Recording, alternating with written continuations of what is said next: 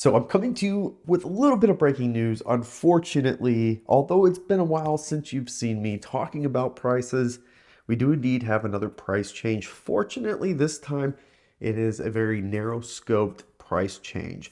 But we'll get into that. I also want to talk about some new leaked images from both the Cybertruck and also Project Highland or the refresh Model 3. There are some new features that look like could be coming to the Model 3 that would presumably also come to the Model Y, and it is a good thing. So let's talk about all of that starting now. Before we begin though, if you continue to come here finding breaking news, be sure to hit that subscribe button so that you're in the know right away when things happen. We are kicking things off tonight with price change number 11 of 2023.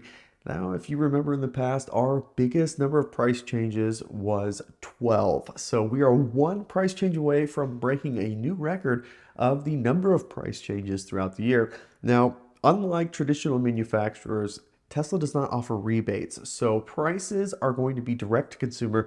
What you see is what you pay. And because of that, unlike traditional manufacturers, everybody pays the same price, but when prices change, you see it on the actual price of the car. This rebate would change from month to month depending on how things were going. In addition, at an actual dealer, everybody is paying a different price, and it's just how it goes. It has been just over 1 month since we had our last price change, and that was on May 11th. So tonight we have our next price increase. It only impacts one trim of one model, and it is, of course, no surprise, the Model Y. Now, what is somewhat surprising is it is the Model Y all-wheel drive. As you may or may not know, is the new Model Y made out of Giga Texas. This Model Y is the only one, at least right now, that comes with the 4680 battery cells. Now, although the chemistry hasn't fully optimized and Tesla's continuing to ramp up production of 4680s, and it's probably going slower than most of us would have anticipated, that 4680 is only in the Giga Texas Model Y, at least today.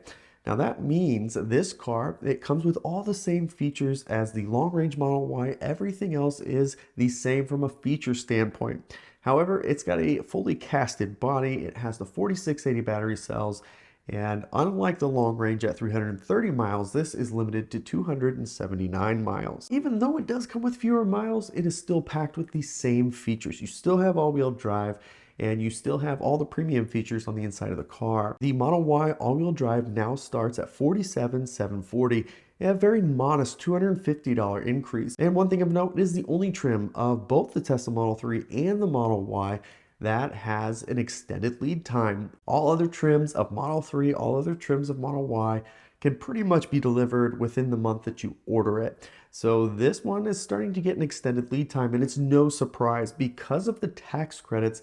This all-wheel drive Model Y was starting at $39,990. Now, after that next $250 increase that we had tonight, it now starts over $40,000. So it's no longer that magic number, but I highly doubt this is going to impact demand for the car that much. One thing of note is something I would argue is we're starting to see a level of price stability. Now, it's hard to say that and say we're on price change number 11 of 2023, but the price changes that we've had so far, although there have been some big swings leading into this year, they've been relatively modest. So especially the second half of those price changes so far this year, they've been on the lower side, $500 here, $250 there.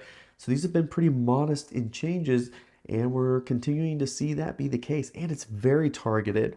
In the past, we have seen across the board changes. It's been $1,000, it's been $2,000, it's been $5,000. But now we're starting to see a much more targeted approach where Tesla is setting prices based on demand, based on supply, all of those considerations. So these vehicles are being targeted. The all-wheel drive Model Y being the only vehicle affected tonight is pure example of that being the case. One of the biggest benefits right now of ordering a Tesla Model Y is you are going to get hardware 4.0. Now there are probably some Model Ys in inventory throughout the country that probably have hardware 3 still in them, but if it's coming off the production line right now, it very likely has hardware 4.0. One asterisk to that, hardware 4.0 in a Model Y does not appear to have a radar included. As you may know, the new next generation radar HD radar that Tesla developed is shipping in Model X and Model S since about March of this year. That hardware, that radar is not being seen in the Model Y just yet. Only the cameras have been updated. And until somebody is able to show that radar in their car, we're just gonna have to wait and see if A, it's just delayed, or B, if they don't plan on bringing the radar to the Model Y or the Model 3 in the future. That would obviously be a huge disappointment, but these cameras are definitely an improvement. That is one good thing, but lack of this new next generation radar would certainly be disappointing if that doesn't end up making its way into the refresh Model Y and Model 3. Speaking of refresh, I do want to take a moment to look at the Project Highland update that we had. Just yesterday, we got what appears to be leaked images from China. And this very clearly looks like a Model 3 seat, a Model Y or a Model 3 seat. This particular seat is being advertised as a Model 3 refresh seat.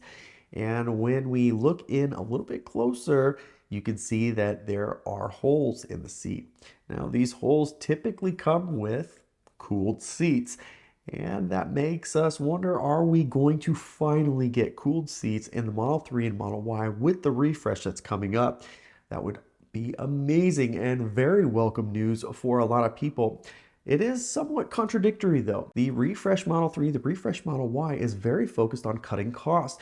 Of course, we've seen cost cutting absolutely everywhere on the existing models, including removing radar, removing ultrasonic sensors, you name it, it's been pulled out at this point. But the refresh is going to take that even further. Some other leaked images that we've seen, it appears that, just like the Model S and Model X, you're not going to have stocks for turn signals or gear selection in the refresh Model 3 and Y.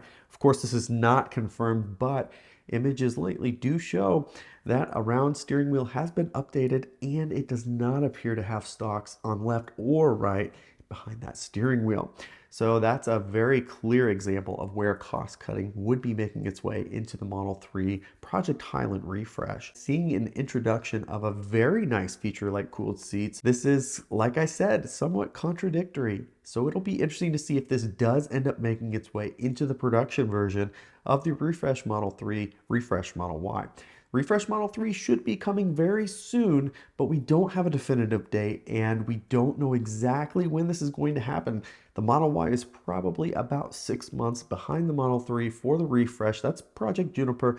That will be coming online shortly after the Model 3 refresh starts deliveries. Before I wrap this up, there's one more thing I want to share with you because it looks really awesome. And it is a Cybertruck that was spotted just this evening in California with this amazing camouflage wrap. Of course, it's kind of a joke, it's kind of a laugh because it's in camouflage, but it looks really cool. Wanted to share that with you because, well, it looks awesome. So let me know in the comments, hearing that Model Ys have not been getting that radar, is that somewhat disappointing to you?